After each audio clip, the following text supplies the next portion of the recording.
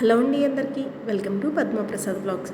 శ్రావణ మాసంలో చాలామంది non veg తినడానికి ఇష్టపడరు, కానీ నాలుక పీకేస్తూ ఉంటుంది కదా, కొంచెం ఘాటుగా మసాలాలు తినాలని.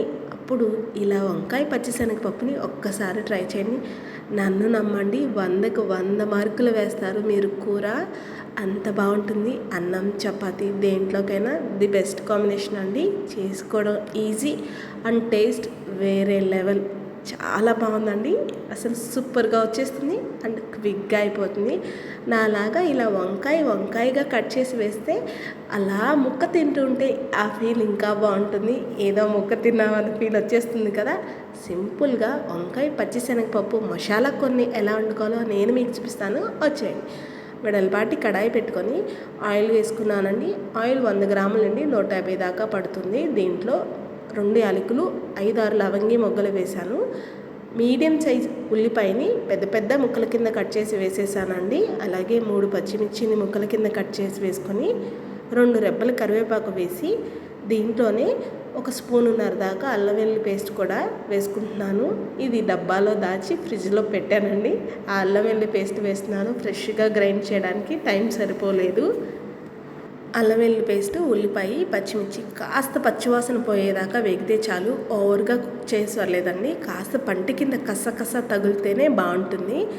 నైటే నేను పచ్చిశనగపప్పుని నానబెట్టుకున్నానండి. ఇన్స్టెంట్గా కూడా చేసుకోవచ్చు, కానీ ఇన్స్టెంట్గా పప్పు ఉడకాలంటే కనుక నీళ్లు పోసి కుక్కర్లో 3-4 విజిల్స్ పెట్టండి, అప్పుడు బాగుంటుంది. లేదా మీరు నైటే పచ్చిశనగపప్పుని నీట్గా పప్పు కడిగి నీళ్ళల్లో నానబెట్టుకుంటే కనుక పొద్దున్నే నీళ్ళన్నీ వాడ్చి ఇలా డైరెక్ట్గా కర్రీలో వేసేసుకోవచ్చు.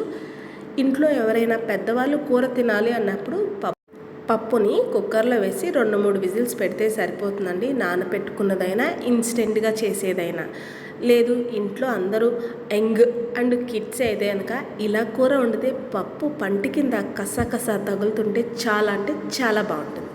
నేను వంకాయలు 3/4 కేజీ దాకా తీసుకున్నానండి. పచ్చిశనగపప్పు 150 గ్రాములు నానబెట్టాను. ఈ 3/4 కేజీ వంకాయలో నాకు 3 వంకాయలు పుచ్చొచ్చిపోయాయండి. మిగతా అన్నిటిని నీట్గా ఉప్పు వేసి కడిగి ఇగో ఇలా 4 ముక్కల కింద కట్ చేసుకున్నాను. నేను వంకాయలు సెలెక్ట్ చేసుకునేటప్పుడే మీడియం సైజ్ సెలెక్ట్ చేసుకున్నాను. కాయగా కోస్తే అలా కాడ పట్టుకొని గొంతులో వేసుకుంటే ఆహా, ఆ టేస్ట్ సూపర్గా ఉంటుంది కదా. ఆ ఫీల్ కూడా చాలా బాగుంటుంది నాకు తెలిసినంత వరకు.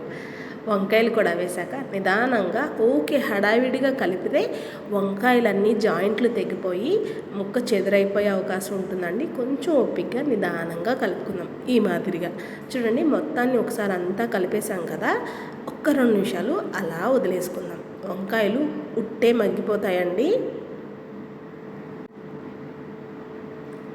ఇప్పుడు కాసేపు అలా వదిలేసుకున్నాక ఇప్పుడు దీంట్లోనే రుచికి సరిపడా ఉప్పు వేసుకుంటున్నాను. అలాగే 1/4 టీ స్పూన్ దాకా పసుపు కూడా వేసేసుకుందాం.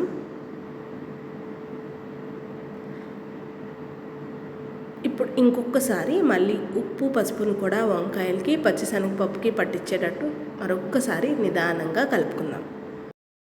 చూడండి, మొత్తం కూర అంతా కలిసేటట్టు కలిపేసుకున్నాం కదా. ఇప్పుడు అలా ఇంకొక 10 నిమిషాలు మూత పెట్టి సిమ్ములో మగ్గబెట్టుకుందాం. 10 నిమిషాల తర్వాత మూత తీసి చూద్దామా. వంకాయలు బ్రహ్మాండంగా మగ్గిపోయి మంచిగా మగ్గాయి కదా వంకాయలు. మరొక్కసారి నిదానంగా కలుపుకుందాం. ఇక్కడి నుండి ఇంకాస్త కూర జాగ్రత్తగా కలుపుకోవాలి సుమా, గుర్తుపెట్టుకోండి. లేదంటే వంకాయ బాగా మగ్గిపోయింది కదా, కూర అంతా చెదురైపోయి గుత్తుగా కాయ ఉండదు. మొత్తం కలుపుకున్నాం కదా. ఇప్పుడు దీంట్లోనే రుచికి సరిపడా కారం వేసేసుకున్నాము. నేను పచ్చి కారం వేస్తున్నానండి, కలర్ఫుల్గా ఉంటుంది, కొంచెం ఘాటుగా ఉంటుందని. మీరు మీ కారానికి తగ్గట్టుగా అడ్జస్ట్ చేసుకొని, మనం అల్లం వెల్లుల్లి పేస్ట్ వేసాము, అలాగే పచ్చిమిర్చి కూడా వేసుకున్నాము కాబట్టి చూసి వేసుకోండి. 1/4 టీ స్పూన్ దాకా జీలకర్ర పొడి, 1/4 టీ స్పూన్ ధనియాల పొడి. ఈ 2 పౌడర్లు వేస్తే కూర చాలా బాగుంటుందండి. ఏమి వేసినా వేయకపోయినా ధనియాల పొడి, జీలకర్ర పొడి ప్రతి కూరలో వేయడానికి ట్రై చేయండి. టేస్ట్ బాగుంటుంది, మంచి డైజెషన్ అవుతుంది.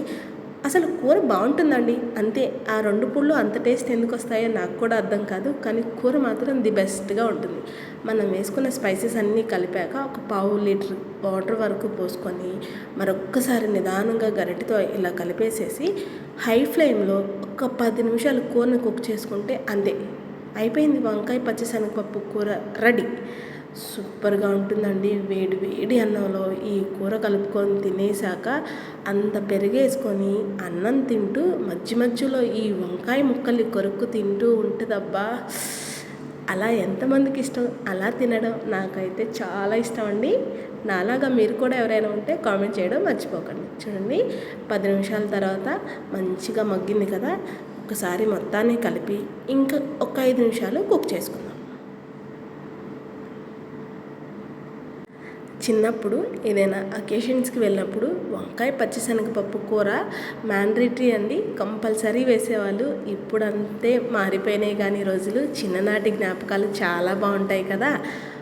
5 నిమిషాల తర్వాత కూర ఉడికాక మళ్ళీ మూత తీసి ఫైనల్ టచ్ కొంచెం కొత్తిమీర జల్లి వేడిగా సర్వ్ చేసుకుంటే అబ్బా, కూర బ్రహ్మాండం అండి. చిన్ననాటి గుర్తులన్నీ గుర్తొచ్చేస్తాయి. ఈ కూర తింటే అంత బాగుంటుంది. అమ్మా నాన్నతో ఎప్పుడైనా ఏదైనా అకేషన్స్కి వెళ్ళినప్పుడు భోజనాల్లో కూర్చుంటే ఈ పప్పులన్నీ వేరుకుంటూ తినేవాళ్ళు ఎంతమంది ఉన్నారో కామెంట్ చేయడం మర్చిపోకండి, సరేనా?